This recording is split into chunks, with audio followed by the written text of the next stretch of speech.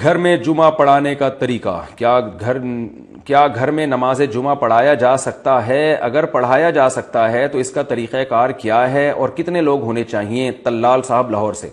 ہماری رائے یہ ہے، جامعۃ الرشید کی علماء کی بھی رائے یہی ہے کہ ان حالات میں گھر میں جمعے کی اجازت نہیں ہے، اس لیے کہ جمعے کے لیے فقہاء نے ایک بڑی شرط بیان کی ہے، اذن عام پبلک کو آنے کی اجازت دینی چاہیے۔ اگرچہ بعض علماء کا یہ بیان آیا ہے کہ وہ جو اذن عام کی فقہاء نے حکم بیان کیا ہے وہ جب ہے جب کسی مجبوری سے نہ روکا جائے، تو اگر کوئی کسی مجبوری سے لوگوں کو روک رہا ہے تو پھر وہ شرط کی مخالفت سے جمعہ جائز ہو جائے گا۔ تو گھر میں چونکہ محدود جگہ ہوتی ہے اس لیے روکا جاتا ہے، تو اس لیے اس میں جمعہ جائز ہوگا، لیکن یہ ہمارے رائے میں یہ دلیل صحیح نہیں ہے، اس لیے کہ فقہاء نے تو علی الاطلاق ایک چیز بیان کی ہے، اور ظاہر ہے روکا جو لوگوں کو جائے گا تو کوئی نہ کوئی وجہ تو ہوگی نا، بلا وجہ تو کوئی بھی نہیں کسی کو روک سکتا۔ تو گھروں میں کیونکہ اذن عام نہیں ہوتا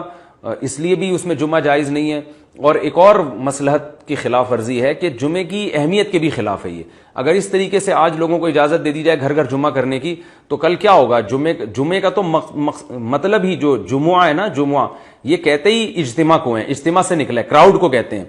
تو اگر اس طرح سے لوگوں کو اجازت دے دی جائے تو پھر نتیجہ یہ نکلے گا کہ جمعے کی ویلیو ختم ہو جائے گی اسلام میں، جو کراؤڈ اور اجتماع جو مقصد تھا وہ سارا ختم ہو جائے گا، اور پھر کل یہی ہوگا کہ آج مسجد میں ذرا لیٹ ہو گیا ہوں تو چلو بیگم پیچھے کھڑی ہو جاؤ، دو چار محلے کے اور لوگ چلو ادھر ہی جمعہ پڑھ لیتے ہیں، ہر جگہ جمعہ ہو رہا ہوگا، تو یہ مصلحت کے بھی خلاف ہے۔ تو میں جو یہ بات کہہ رہا ہوں یہ حضرت مفتی تقی عثمانی صاحب کی رائے بھی یہی ہے، اور انہوں نے اسی پر بات کی ہے کہ ہم گھروں میں آج کل جو لاک ڈاؤن کی وجہ سے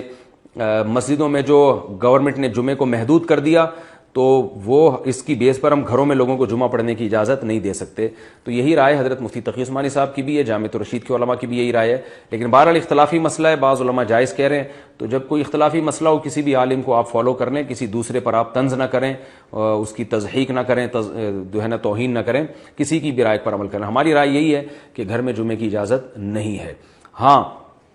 ایک اشکال ہوگا کہ پھر مسجد میں بھی تو اذن عام نہیں ہے، کہ حکومت نے کہا ہے کہ 5-6 آدمیوں سے زیادہ نہ ہو مسجد میں، تو یہ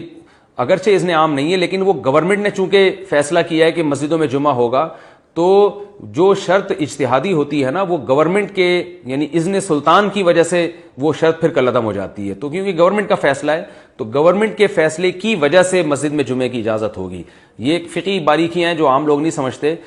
خلاصہ یہی ہے،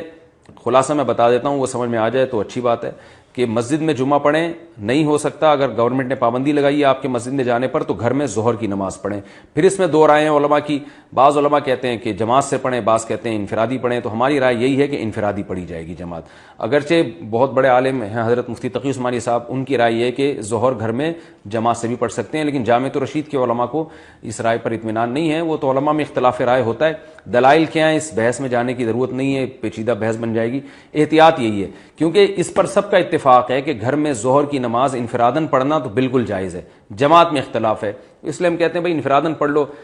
جمعے کے دن گھر میں ظہر کی نماز، باقی جو گھر میں نمازیں پڑھیں گے وہ آپ جماعت ہی سے پڑھیں گے۔ لیکن اگر کوئی حضرت مفتی تقی صاحب کے فتوے کو فالو کرتا ہے اور گھر میں ظہر کی نماز جماعت سے پڑھ لیتا ہے تو وہ بھی اللہ کی رحمت سے امید ہے انشاءاللہ کہ ایک بڑے عالم کو فالو کر رہا ہے کوئی، لیکن جمعے کی نماز میں بہرحال ہمیں اطمینان نہیں ہے، گھر میں جمعہ نہ پڑھا جائے۔